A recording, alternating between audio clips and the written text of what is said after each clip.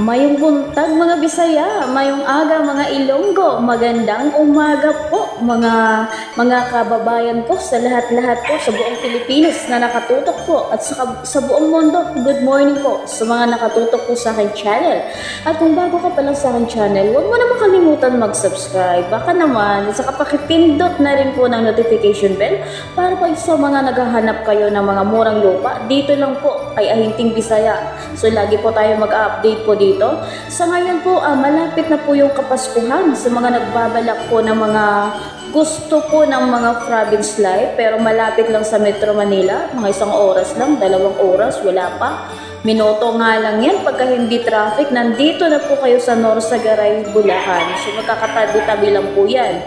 Quezon City, San Jose del Monte. Kasunod lang po niyan, Norsagaray, Bulacan na po. So isa din po yan na patuloy na rin po na nadidevelop po na lugar po dito sa Bulacan po. Ito ay pinakamalapit lang po sa Quezon City, sa Caloocan. So sa mga gusto po ng mga bakasyunan, at ito po yung pinaka-the best kasi bukod po sa titulado po yung lote dito, murang-mura po siya. Yan, so as in affordable po siya, kayang-kaya po kahit wala ka pong malaking sahod, kayang-kaya mo basta residido ka po na magkaroon ka ng sariling property. Tutulungan ka po namin. Sa ngayon, ito po yung i-update ko po sa inyo, itong patag na part po ng aming farmers. So ito minumuhunan na po. Yung mga nakapagkuha, nakapag-avail na po yan, mga nakapag 30% down payment na po, minumuhunan na. So pwede na po magpakod.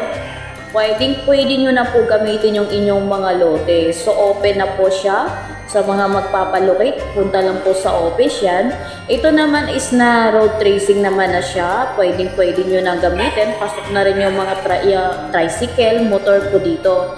So yung 4 wheels po, walking distance lang kasi pwede nyo po i-park dyan sa may bandang taas. As in, tabi din po siya ng sementadong barangay road po siya. So simula po sa National Highway, wala ka pong lubak na madadaanan. As in, sementado po.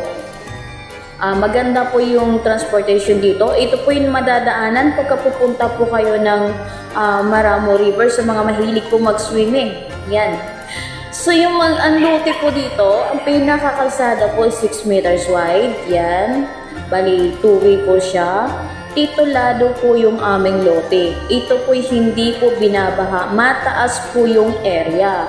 So yung requirements po, pagka nag-avail po kayo dito is valid ID lang po. Hindi na namin kailangan ng mga proof of income. Basta kaya mo, alam mo sa sarili mo na kayang-kaya mo bayaran yung lote, welcome na welcome ka po dito. So bakit ka pa mangungupahan kung mayroon namang pwede ng malipatan? Yan. Kahit magtayo ka ng kubo-kubo dyan, importante sa iyo po yung property, nakapangalan po sa'yo. So, bali kung mag-avail po kayo, yung transfer po ng titulo po dito is shoulder po ni buyer. So, bali po yan, pwede din po yan installment. Lahat po ng mga gusto nyo po na mangyayari, pwede nyo po yung ipakiusap po sa office. Pwede po ito ng 2 years to pay, 3 years to pay, at saka pwede pong i-cash nyo po yung lote para napakalaki po ng discount nyo. Yan. So sa mga gusto na mga may makikita pong mountain view, patag, kumplito po kasi dito. Pag gusto mo nang may part naman siya na may bukal, mayroon din. So mayroon din po tayong maibibigay sa inyo na may part na may tubig na. Ay mga gusto mag-fish pan, pwede po. Available po yung aming dito. May cut po kami na nasa 3,000 square meter. Pag gusto mo maglagay ng resort, pwede din po dito. Pag gusto mo mag-farm, pwede din po dito. So wala po kami restriction. Kahit kubo, pwede po. Ayan po, ito po yung pinaka-example po namin, itong Lara Farm. Yan. So ganyan din siya dati. Sa ngayon, kita nyo naman, dinidevelop na po siya. Tuloy-tuloy po yung pagkakalsada. Ayan, may mga rest house na po, may mga business na po yung iba dito na nakatira. Yung iba naman na hindi pa siya nagpalagay ng kuryente, solar po yung ginagamit at saka may bukal po dito. So yan po, is legit na legit po kami. Lahat po na transaction sa office po ninyo gagawin. Doon po kayo mag-payment. Kami po yung magsa-site viewing po sa inyo. Pag gusto nyo po mag-avail, mag-message lang po kayo sa aking Facebook account. Pwede rin po kayo mag-connect sa aking cellphone number. Yan. Open po yan, 24 hours. Pag hindi nyo lang ako makontak, malamang tulog po ako niyan o kaya nasa lugar po ako na walang signal.